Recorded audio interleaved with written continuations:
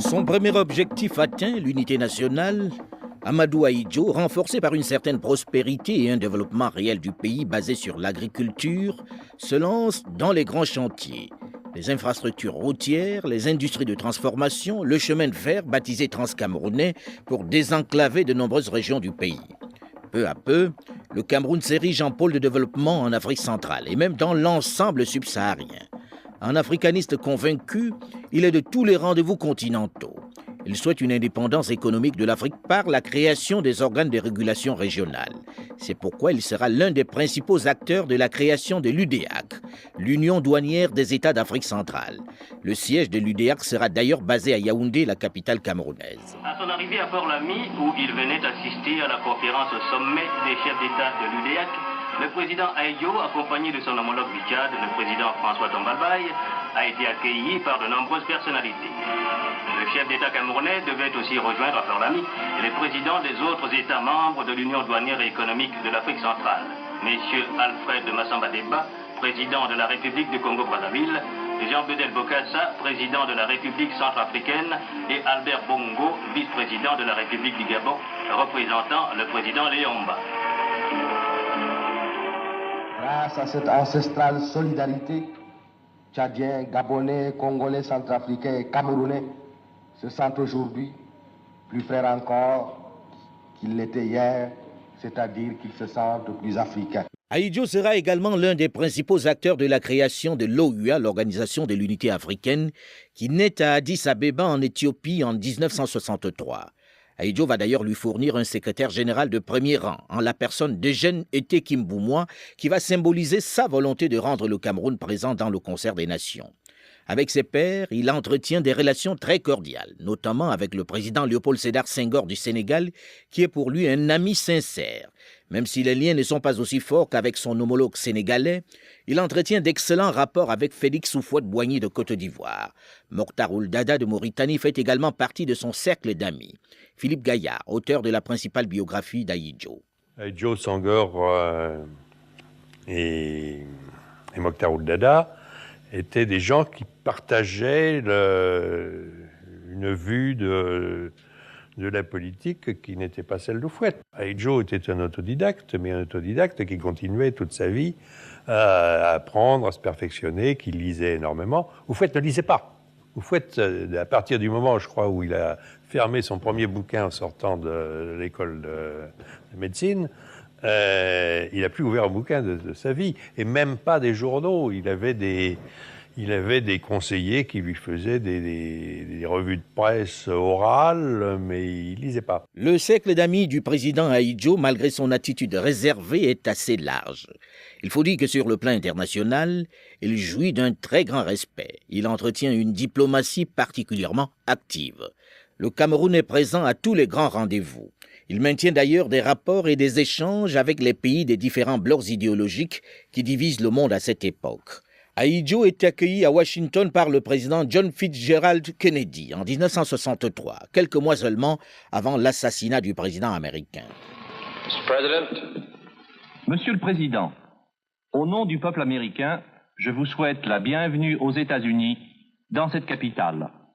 Nous, qui vivons à des milliers de kilomètres de votre pays, qui possédons une histoire différente, séparée comme nous le sommes dans le temps et l'espace, tous, je pense, nous sommes impressionnés par les efforts que vous avez personnellement déployés et que votre peuple a accomplis en vue d'ériger un pays fort et une économie durable. Monsieur le Président, nous sommes fiers que vous soyez notre invité.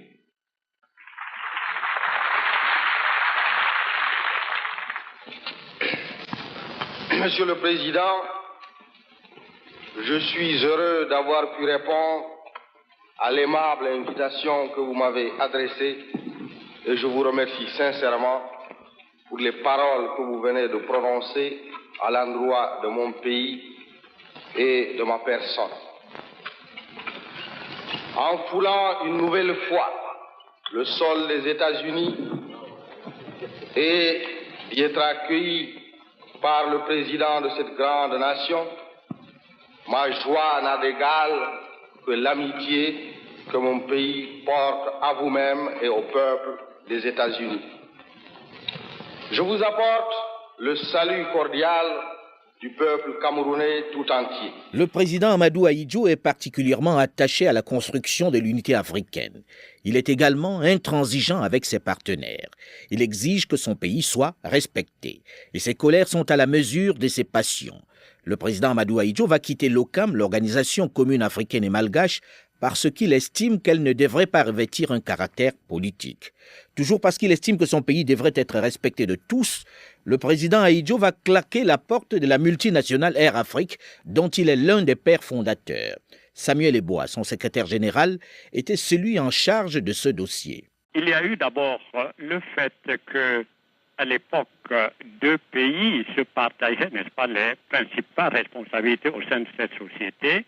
Il y avait le Sénégal d'une part, la Côte d'Ivoire de l'autre, et le président Ahidjo avait estimé que le Cameroun, qui représentait quand même un marché important, notamment en Afrique centrale, que les Camerounais n'occupaient pratiquement pas de poste de responsabilité au sein de cette société. Comme le président Ahidjo était un homme très fier, nationaliste, qui aimait son pays, il a estimé que le Cameroun avait les moyens de créer sa compagnie à lui, et c'est ce qu'il a fait. Germaine Ahidjo, la femme du président. Quand il a créé Cameroun Airlines, il y a eu un conflit avec Cheikh Fall. Ahidjo avait estimé que cette année-là, on lui avait promis que ce serait un Camerounais qui serait à la tête de Air Afrique. Il a piqué sa colère, il a dit dans ce cas-là, le Cameroun fait sa compagnie et sort d'Air Afrique. Philippe Gaillard. Le retrait d'Air Afrique, c'était plus clair, c'est-à-dire qu'il considérait que les Camerounais n'avaient pas, dans le personnel dirigeant d'Air Afrique, ils n'avaient pas la représentation à laquelle ils avaient droit du fait de leur importance, de leur contribution, de leur présence dans Air Afrique. Et puis alors c'était assez compliqué parce que c'était le moment où, c'était Houphouët qui avait pris l'ascendant sur Air Afrique, et puis les relations entre Ahidjo et Houphouët n'ont jamais été fameuses. C'est en tout cas de cette rupture avec Air Afrique que va naître la compagnie nationale Cameroun Airlines, qui ne se contente pas de desservir les villes intérieures ou africaines.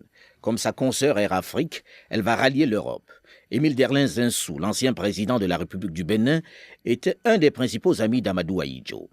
Ahidjo n'a eu qu'une passion dans sa vie, le Cameroun, le développement du Cameroun, l'avenir du Cameroun, le respect, qu'on respecte le Cameroun. Et il y tenait beaucoup. Au milieu des années 1970, le Cameroun traverse une période relativement prospère. Ahidjo semble avoir trouvé les hommes, les collaborateurs avec qui il veut travailler. Il écoute mais reste particulièrement ferme et craint de ses collaborateurs. Émile Derlin Zinsou. Par exemple, ces ministres avaient tellement peur de lui que je ne sais pas, il aurait pris son autorisation pour respirer. Je dis non, mais non, que ce sont des ministres, qu'ils soient libres de discuter, de parler, mais qui le leur défend? J'ai dit, mais rien que ton abord ne permet pas. Il dit non, c'est parce qu'ils ne veulent pas. Je lui reproche cela. Delphine Tchanga sera la première femme ministre de son gouvernement. C'était à l'époque, en 70, vous savez, on venait de commencer à mettre les femmes dans le gouvernement. La France venait de mettre une première femme dans le gouvernement, et je crois que le Cameroun a suivi tout de suite après. Et Mme Ahidjo a voulu absolument qu'une femme soit dans le gouvernement.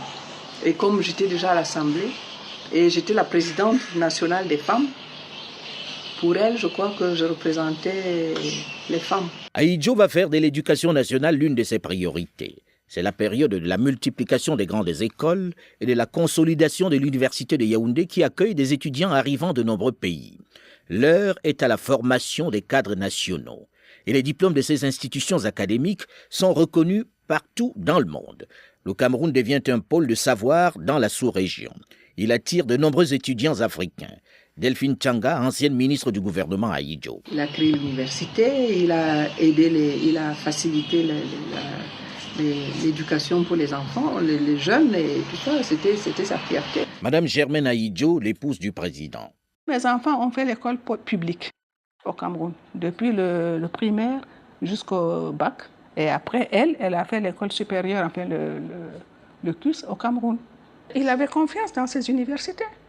Pourquoi créer des universités? Pourquoi créer des machins pour mettre ses enfants à l'écart? Donc, il n'avait pas confiance dans ces universités. Si lui, président, il ne faisait pas confiance dans ces universités, alors qui allait les faire confiance?